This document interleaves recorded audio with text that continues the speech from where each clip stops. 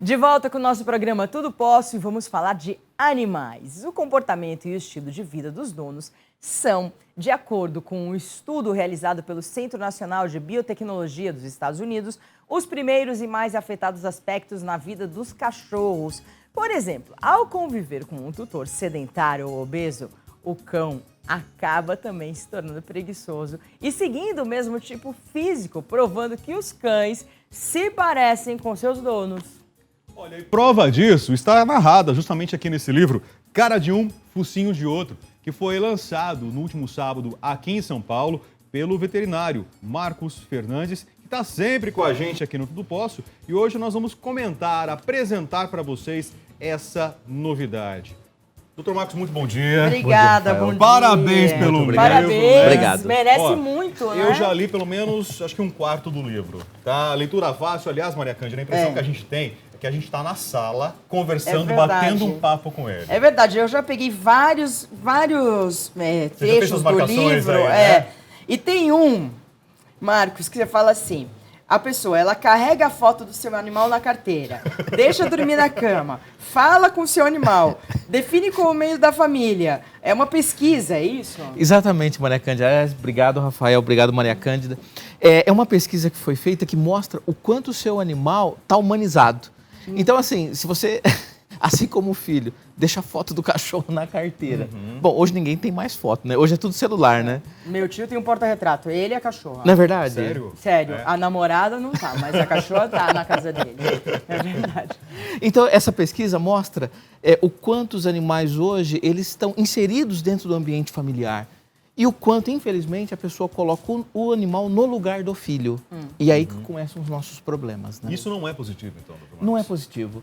É o exagero, é aquela coisa da diferença do remédio, do veneno, é a dose, né? A falta de amor mata, o excesso de amor também prejudica, né? Então tem muito essa questão.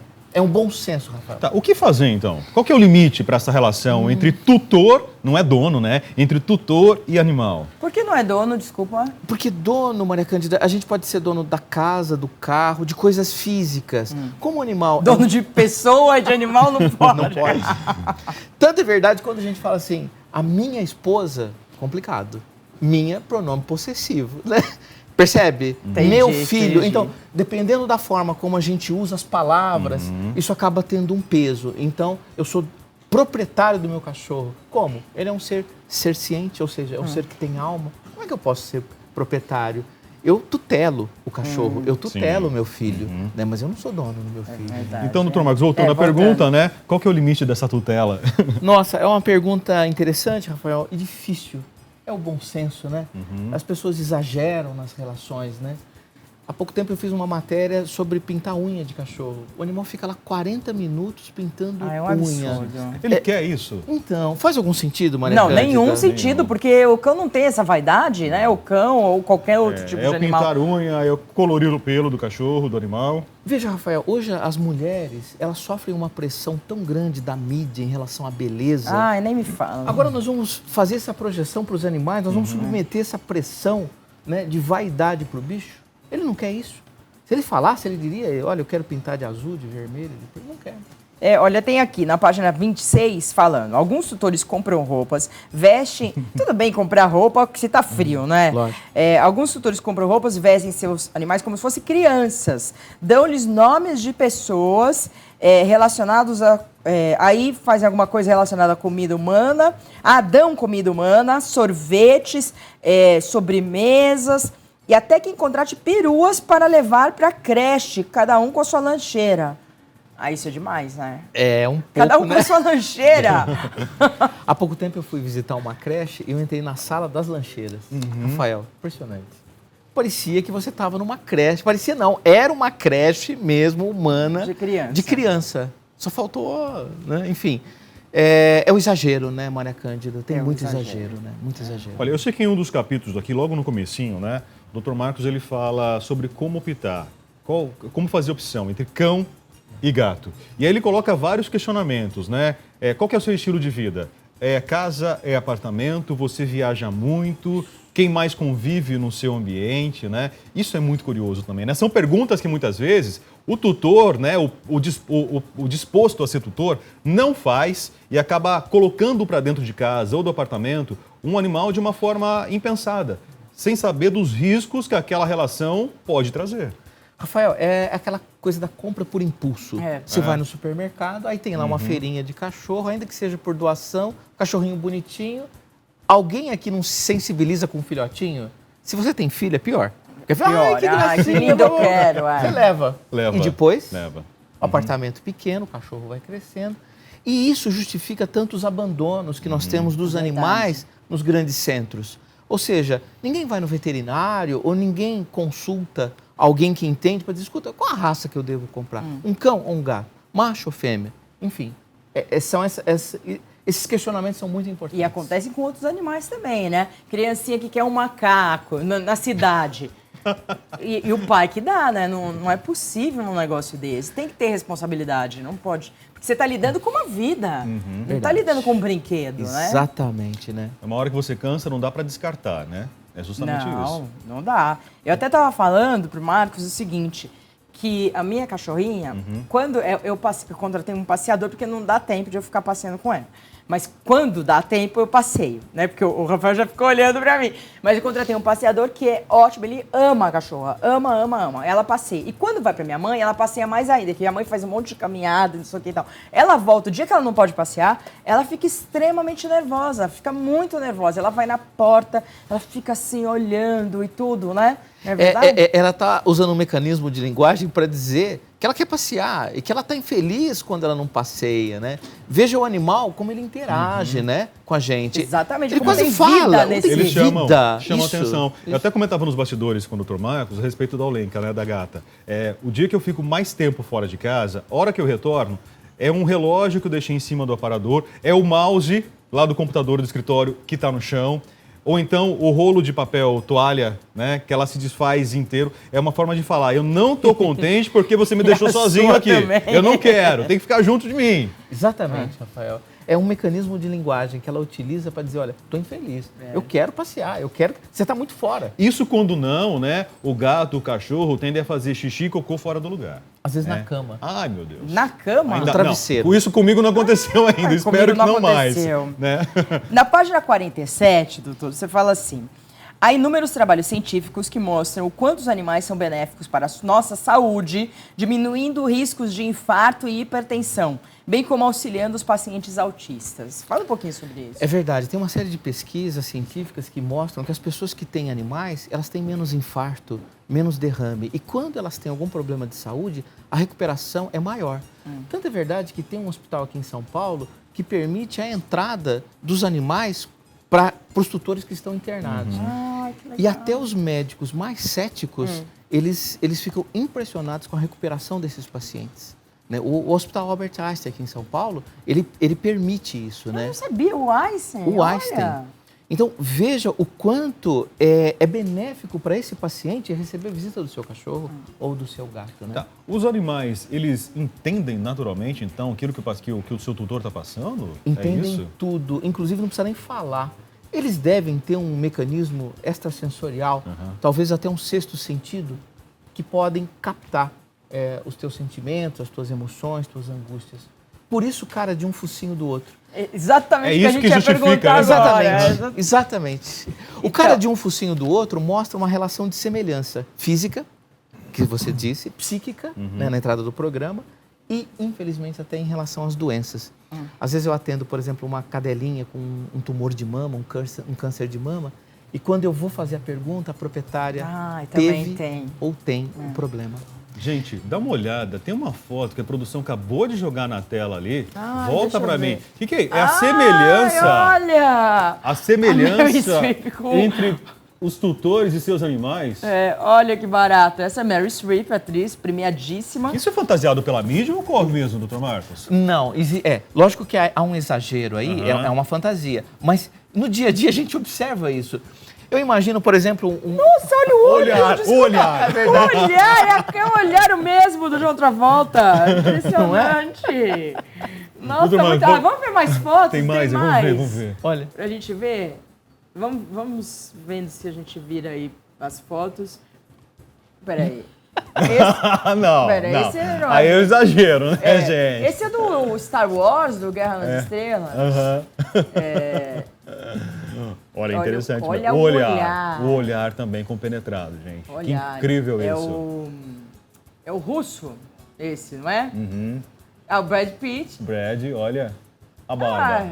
A Esse barba. nem parece muito, É, a barba só. A barba é. ali, né? Tá bem próxima. E- Por que isso acontece, doutor Marcos? Olha, Olha, como é o nome são, dela? Paris são Hilton. montagens, tá, gente? Pessoal, não são os próprios animais, né? Não. São montagens. Não são os próprios perfeito, animais. Perfeito. Ah, tá. Tá joia.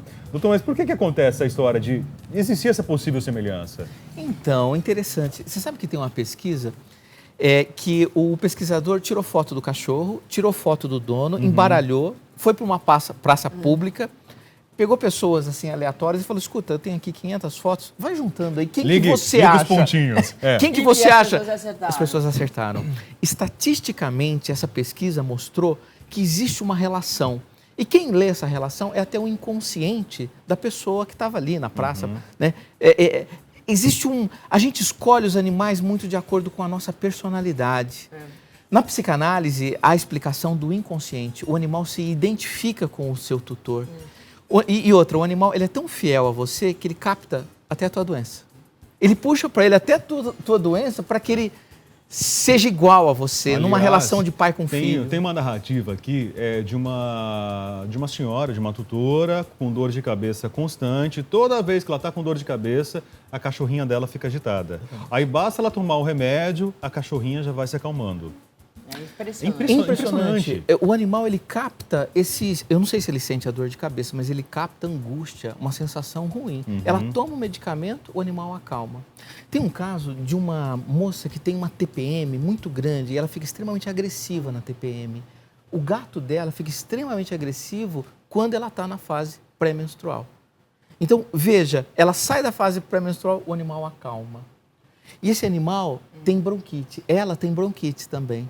Então, é isso, esse livro eu escrevi, demorou um ano para eu escrever, mas mostra uma experiência de 23 anos de consultório, que no início eu achei coincidência. Eu já falei, que engraçado, esse dono tem problema de coluna, o cachorro tem problema de coluna. Ah, ele tem asma, o cachorro tem asma. Eu falei, mas engraçado, é muita coincidência.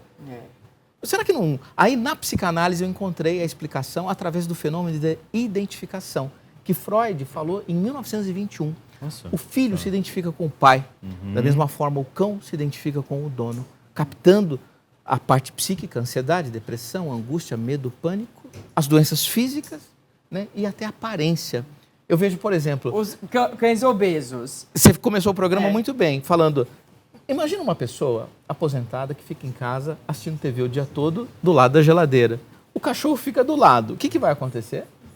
Ele vai, de alguma forma, assimilar esses hábitos que são da casa, que são do dono. Às vezes no consultório chega lá uma moça toda vaidosa, pintada, o cabelo. O cachorro é igual. Cachorro é igual. Chegam uns caras fortões, bombadões. Imagina que raça que ele escolheu para se identificar com ele. Também um cachorro fortão, bombadão, que sai, que passeia, que tem atividade física, etc. E quando a pessoa escolhe um cachorro que não parece com ele? Olha, eu não creio nisso, porque a semelhança pode ser um fenômeno inconsciente. Entendi. Às vezes, de fato, não parece, né? Mas lá dentro de você, que você desconhece, há semelhanças de personalidade entre si, né? E a gente só descobre isso fazendo a tal da análise, buscando um psicanalista ou fazendo um trabalho de autoconhecimento. Por exemplo, eu não sei quem eu sou, né? Conheço 20% de mim, mas 80%, chamado inconsciente, eu não conheço. Em algum momento, aquele cachorro, aquele gato vai se encontrar com o seu tutor, é isso? Exatamente. E eu não acredito em coincidência. Se você vai lá numa feira, tem 100 animais e adquire um animal, aquele animal que você adquiriu, através da força de atração, foi alguém que Quer tem dizer, a ver com você. por que você olhou para aquele cachorro? Exatamente. E é assim nas nossas relações, Rafael e Maria Cândida. Os nossos namorados, os nossos maridos, as esposas, os nossos colegas de trabalho têm uma relação com a gente. Não é acaso que a gente se encontra, né? Nós da psicanálise não acreditamos em acaso, e sim em sincronicidade. Tudo no universo é sincrônico. E os semelhantes é que se atraem. Ao contrário do que a gente pensava, que os complementares ou os opostos se atraíam. nós somos semelhantes. Eu acredito muito nisso também. Na página 132, doutor, você fala assim, que existe o cão-guia, cão-ouvinte, cão de alerta, cão de serviço. Queria saber, quando existe essa dependência até da pessoa em relação ao cachorro, né? Porque o cachorro, eu acho que ele fica meio dependente com relação a gente, mas quando a pessoa precisa daquele cachorro, como que funciona? Olha, isso é uma das coisas mais bonitas do livro.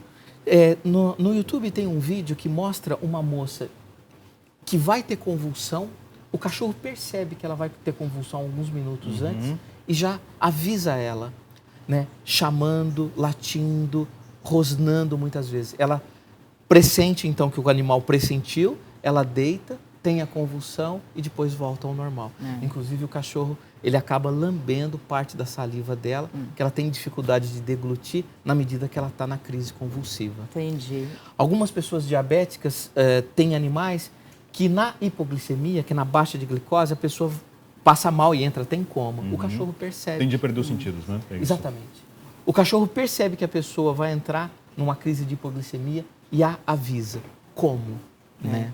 Os cegos, né, que tem os cachorros que são guias, né? Os cegos, que são esses esses deficientes visuais, são os animais que a gente mais conhece que auxiliam. Que auxiliam, né? Mas há muito estudo hoje no mundo, né, mostrando que os animais podem não ser ainda muito úteis. É que nem da polícia. A gente estava falando da polícia agora há pouco, né? Verdade. Pode ser muito útil. Nossa, impressionante. Bom, são histórias, na verdade, reais, baseados aí em mais de 20 anos de atuação, muita experiência. E a pergunta que eu faço, doutor Marcos, sempre foi assim? Essa humanização sempre existiu? Essa história assim de colocar o cachorro para dentro de casa como membro da família? Não. Ou está mais exagerado agora nos dias de hoje? Rafael, nos últimos 20 anos, a coisa perdeu o controle, né? Perdeu mesmo? Perdeu. Tá. Antes, morávamos em casa, o cachorro ficava no quintal, havia uma distância. Hoje, o cachorro mora em apartamento, verticalizou as cidades. Então, o cachorro dorme na mesa, dorme na cama, come na mesa, toma banho no banheiro, junto com o dono. Então, é muito próximo, Maria Cândida. Não tem jeito. Né? Então, o animal, ele perdeu o seu lado instintivo. Né? E é aí que a gente adoece. Doutor Marcos, os animais são valiosos? São. A que ponto? Os animais são algo muito importante. Tem uma pesquisa que mostra que quando nós olhamos o nosso cachorro, nós liberamos um hormônio que também é um neurotransmissor chamado ocitocina. É o hormônio do amor. É a mesma relação que a mãe tem com a criança. Quando ela está amamentando, quando ela está cuidando do filho, ambos liberam esse hormônio. Então, aliás, essa é a explicação pelo qual o benefício do animal pode ser tão grande para o homem. Porque acho que está faltando amor, né? Então, na medida que nós entramos em contato com o nosso animal, nós liberamos amor. Isso acontece com qualquer animal. Qualquer animal. Desde que você tenha laços de uma carinho. Relação. Laços de carinho, né? Então, veja a pergunta, né? O quão o animal é valioso.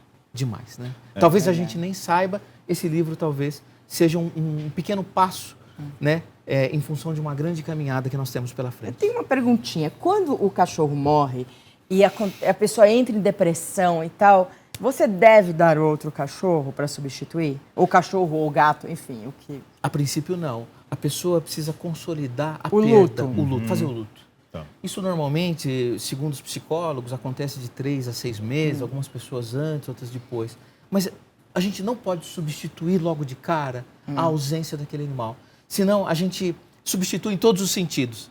Fica comparando. Outro dia eu atendi um cliente, eu falei, olha, eu vou cobrar 2 consultas. Porque ela falava mais no cachorro que morreu do que no atual que ela trazia para o atendimento, né?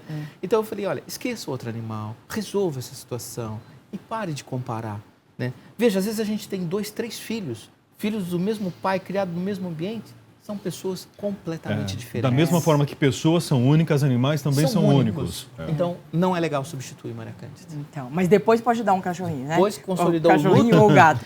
Não, e quem tem um animal, não fica sem. Quem teve, né? Não fica sem. Isso é verdade. Estou errado? Não, de forma alguma, né? Eu já tive cachorro, né? Lá em Araras tem cachorro, né? Aqui em São Paulo tem gato. São completamente diferentes no temperamento, no comportamento, mas antes eu entendia, Marcos, que só os animais, os cachorros tinham essa capacidade de chegar perto da gente. Mas a Olenka, a gata, eu acho que ela é meio cachorro também, viu, Maria Cândida? É? Ela chega junto também quando você tá triste, quando você tá meio Ai, que acuado. bonitinha, Ela que sente isso de bonitinha, você. é. Aliás, tem cidades que você vê que as pessoas... Por exemplo, nos Estados Unidos, quem mora em Manhattan, que é a capital de Nova York, tem muito gato. Porque as pessoas trabalham muito, porque as pessoas não ficam em casa e tal. O ritmo Então de você vida. consegue delimitar através da cultura do país também, ou da cultura da cidade. Às vezes a pessoa que mora em interior é muito mais fácil, tem um cachorro e tudo, né? Cachorro grande, mora em casa, aquela coisa. Quem mora num clima muito frio, por exemplo, às vezes não vai, ou tem outro tipo de cachorro. Por exemplo, eu vi um São Bernardo outro dia em São Paulo, num calor de 38 graus, eu falei, meu Deus, coitado desse cachorro. Faz algum sentido? Nenhum sentido, mas você não pode falar nada, né? Não. Cada um com seus problemas. Cada um com seus problemas, né? Infelizmente. Doutor Marcos, cara de um, focinho de outro. Onde o pessoal pode encontrar o livro? Todas as livrarias, já inclusive vai estar nas bancas, aqui Aham. em São Paulo. A intenção é colocar Que em todo o ótimo, país. nas bancas, hein? Exatamente, muito importante. E internet? A internet, você pode também através do site, da loja virtual da Petit, que é a editora. Tá. www.petit.com.br. Deixa eu contar Ótimo. uma curiosidade. No sábado passado, eu estive lá no shopping, no Shopping Paulista aqui em São Paulo, no lançamento do livro. E além dos tutores, tinha muitos animais também lá na Eita, fila. eu falei pra ele, tem que muito levar o curioso animal, isso, doutor Marcos, muito curioso. Muito legal. Inclusive, eu quero aproveitar a oportunidade para agradecer oficialmente o Rafael, que lá esteve. A Maria Cândida Estava em viagem. Ela não pôde ir, senão se aqui em São Paulo ela estivesse, verdade. com certeza ela estaria, né? E teve, na fila, vários animais, né? Isso aqui é bacana, né? É. O livro, é lógico que o objetivo principal é o animal, melhorar a qualidade de vida dele, através da melhora da De qualidade nós de nós mesmos, mesmos. exatamente. Verdade, Porque né? às vezes a gente não melhora em função de marido nem de filho, mas a gente melhora em função do nosso É animal. verdade. Que bom. Olha que palavras bonitas, Doutor né? Marcos, obrigado, parabéns, né? Obrigado mesmo. Belas histórias compartilhadas Cara de então um, no livro aí. Focinho do outro. A interação entre os animais e seus tutores. Doutor Marcos Fernandes, que está sempre aqui no programa com a gente. Muito obrigada novamente. Vamos fazer um intervalo. Intervalo, na sequência, no próximo bloco, o chefe Guga Rossi trazendo para hoje uma receita de bolo de tapioca. Delícia, fácil de fazer, é o que a gente confere. É o tempo de tomar uma água e a gente já volta.